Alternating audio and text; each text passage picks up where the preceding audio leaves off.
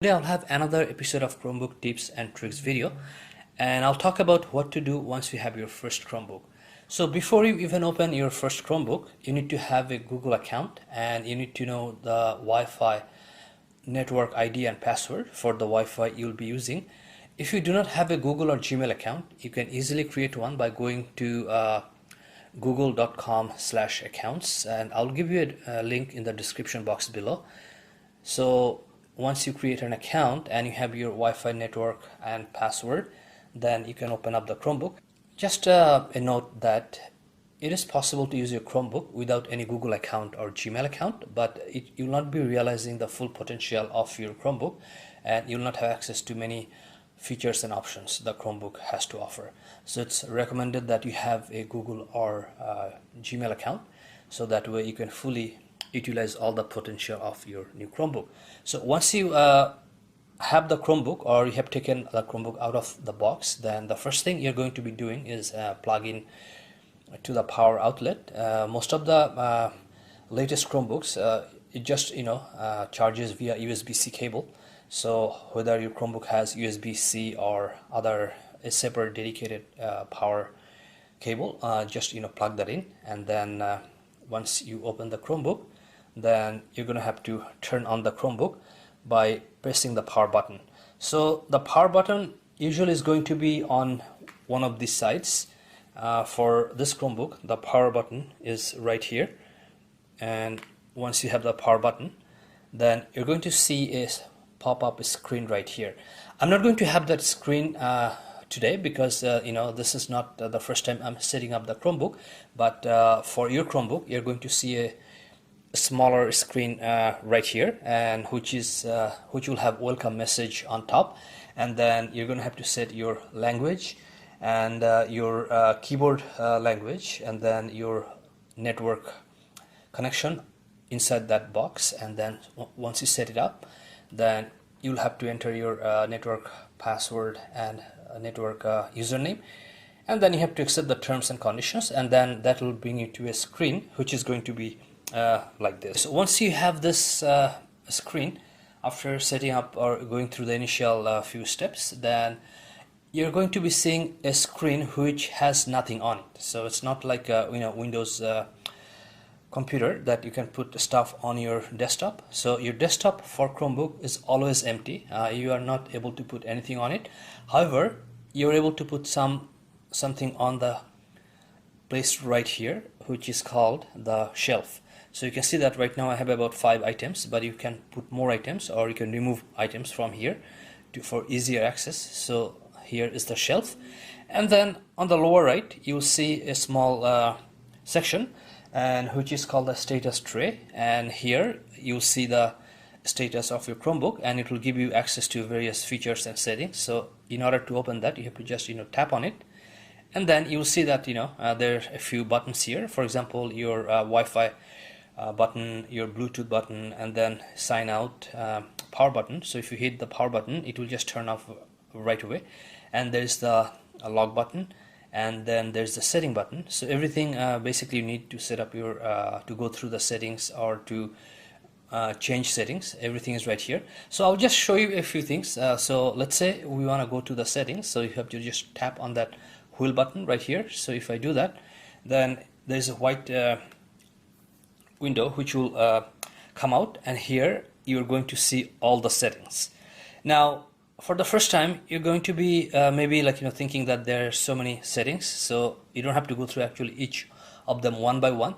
The beauty of the Chromebook is that you can just do a search right here, the setting you're looking for. So for example, let's say password.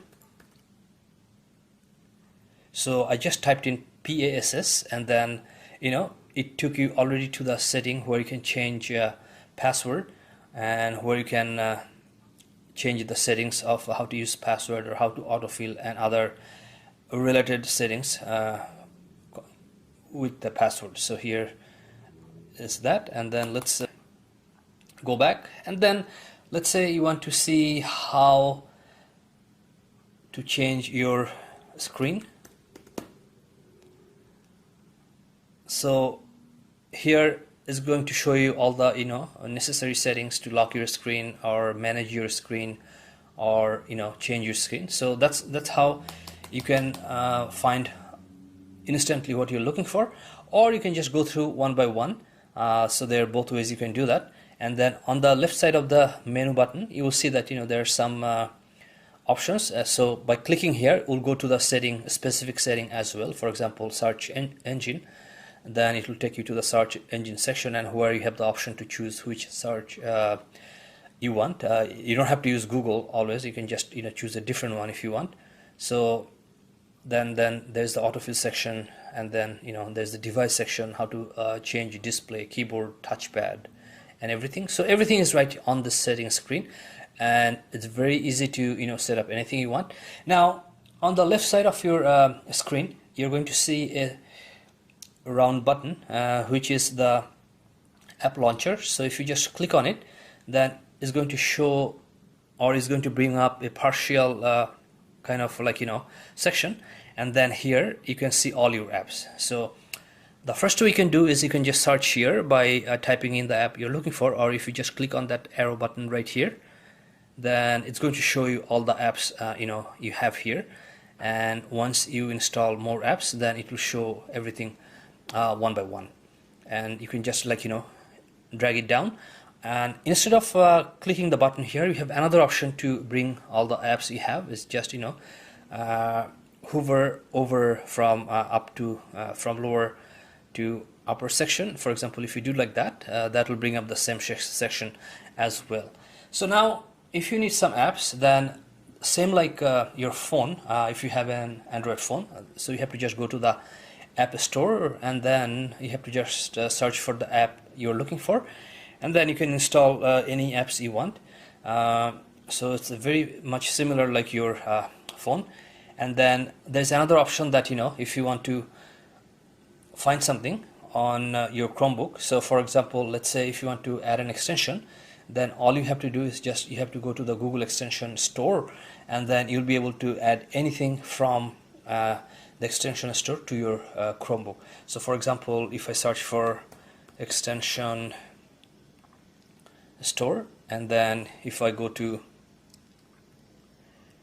Chrome Web Store, then from here you'll be able to search or you'll be able to add any extension to your Chrome browser, and it will work as another app, part of the extension. So you can do that way too. So some other stuff I'd like to show you is that once you have an app, so for example, if you go to your app section, and then let's say you have the Gmail, you can send any app to the shelf section. So if you just tap on it, then you see that it's giving you the option, so you can just send it to the shelf. But right now it's telling to unpin from shelf because it's already on the shelf. So let's say if you didn't have this app or Gmail on the shelf, then you would see here that send it to the shelf. Then you just click on it, and then it will show up on the shelf. And then if you want to uninstall, then that option is going to be here. For this section, Gmail, there's no option to uninstall because some of the you cannot uninstall, just like your phone. So for example, if you click on the weather channel, and you'll see that you're getting that option to pin to shelf, which is right there. And then here you'll see that remove from Chrome, which is basically it's you're uninstalling the app. Here, for example, there's another app which has the message that, or the option to uninstall. So you can just uninstall by hitting the uninstall icon. In terms of the trackpad, the Chromebook trackpad is very responsive, whether you're buying a $200 Chromebook or you're buying a $1,000 Chromebook, because Google makes sure that it follows the criteria for all Chromebooks across the board. So let's say you have a browser. So if you open up a browser, and then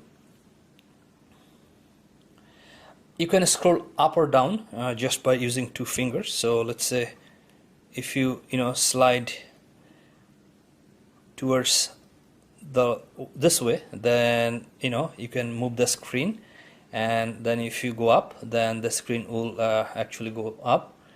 And if you want to if you double tap on your screen, then it will work as right click on your window. So for example, on your window computer, so for example, if you double tap, you can see that it's giving you the right click option. The other way you can right click is by holding the Alt and then doing one click on the mouse, or you can just double tap. If you scroll your finger to the left or right, so you will go back to the page before or after. So let's say if you want to go back to the page before, then you just slide to the,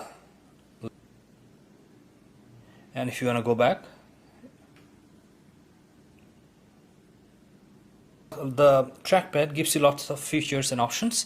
And another cool thing you need to know about your Chromebook, that there are lots of options for shortcuts. Chromebook has lots of shortcuts, but if you don't need to remember or memorize all of them. You can see all of them at a glance just by simply hitting Control Alt at the same time. So if you do that and then just hit the question mark right here, and then you'll see here all the shortcuts, and you can just search for the shortcut you're looking for, or you can just scroll down section by section for each section on the left. So here what you can do, you can just write down some of the shortcuts you'll be using all the time, and then later on if you need something else, you can just come back here and get another shortcut you're looking for. So now another button Chromebook has on the keyboard is that the search button right here. So if you just enter, if you just hit this button, then it brings the search option right here, and then if you just hit again, then it disappears. So the buttons are slightly different. For example, there's a preview button right here if you have more than one screen. So for example, let's say we have one app open right here, and if I open another app, and then if you hit the preview button, then you can see them all at once. For example, so you can see them, see the two apps I have open, and you can actually open each other.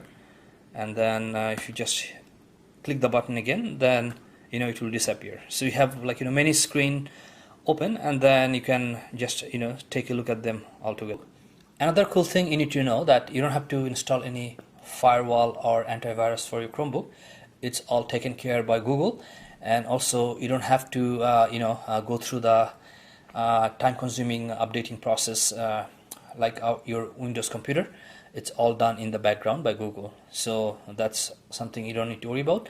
And when you're turning off or turning on Chromebook, it's really fast. And even you have a new computer today or after 2 years, it's still it's the same speed, very fast. It's not going to slow down. For example, I'll just show you how fast it is when I turn it off. So I hit right here the status tray, and then I click on the power button right here, and you will see that done. So it's off right now. So it's very fast in terms of how fast it turns on and turns off. So, and let's say I'll show you how fast it can turn on. So let's say you have your Chromebook off, and then if you just open the tray, and then you can see that you're going to get the welcome screen right away, where you have to enter the password right there. So it takes probably 2-4 seconds, and even today, or after 3 years, 2 years, it has the same speed. It doesn't slow down like other Windows computer as time goes by.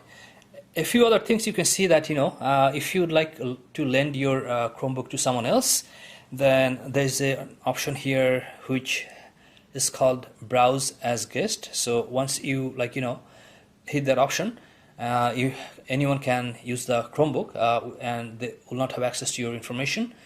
And then you have another option, you can add another person, and that person can have his or her own ID and password to enter Chromebook, but you and the other person will keep everything separate. Each person will not be able to see the other person's stuff on Chromebook.